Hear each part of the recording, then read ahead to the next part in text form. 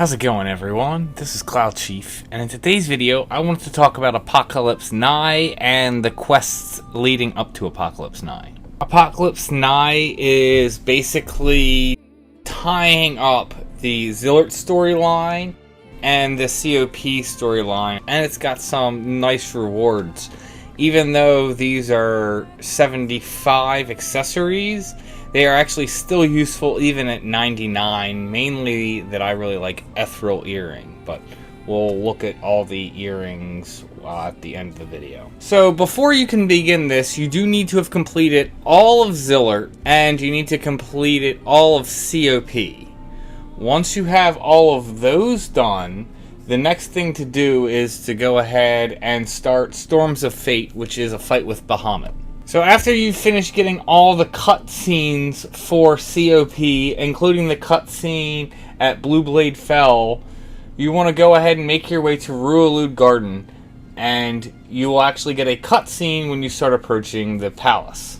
After the cutscene, make your way out to Mizrik's Coast to F7, and go ahead and examine the dilapidated gate, and you will get another cutscene. Next, you're going to want to examine the green unstable displacement that is at E7.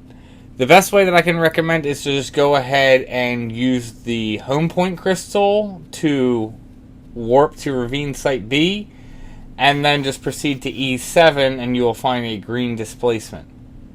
After you're done getting the cutscene, click the green displacement again, and then go ahead and click to enter the Storms of Fate BCNM.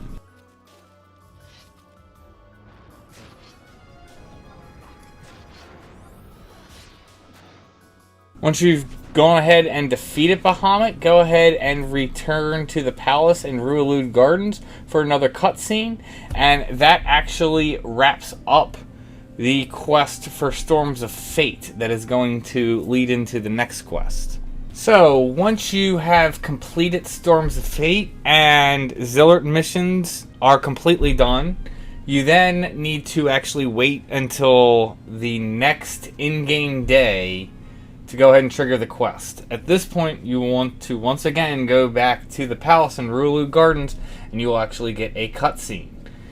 After this cutscene, you will then need to go and visit the 3 Promy zones again for Hala, Dem, and Mia. And you actually need to make your way pretty far down on the floors. So once you've made it to the 4th floor in the Promy zone, you need to go ahead and make your way to the memory flux. You'll then go ahead and click it, and then you'll get the associated zone sliver. In Promyvion Hala, you need to go to J10 on the 4th floor. For Promyvion Dem, you need to make it to K4 on the 4th floor. And for Promyvion Mia, you need to make it to K6 on the 4th floor. Once you've gotten the sliver key item for all 3 zones, head back to Rualud Gardens for another cutscene. So now that we've gotten the 3 key items from the previous zones and turn them in, you need to once again wait for another in-game day to change, and then you also need to zone. Once you've done both of those things, go ahead and then head back to the palace once again in Rualud Garden for another cutscene. Next, zone into Sea Lion's Den for a cutscene. Next, go ahead and enter the palace, and then go ahead and run straight ahead and click on the Gates of the Gods, which will zone you into the garden, and you should get another cutscene. Once that cutscene's done, just go ahead and head forward and head through the door to where the elevator is, and go ahead and zone down back to where you did the Dawn fight. At this point, you just need to go ahead and click on the Transcendental Radiance, and this will enter the BCNM for Apocalypse Nigh, which is basically a fight against the 2 brothers from Zilart missions at the same time. At item level, though, this fight is trivial.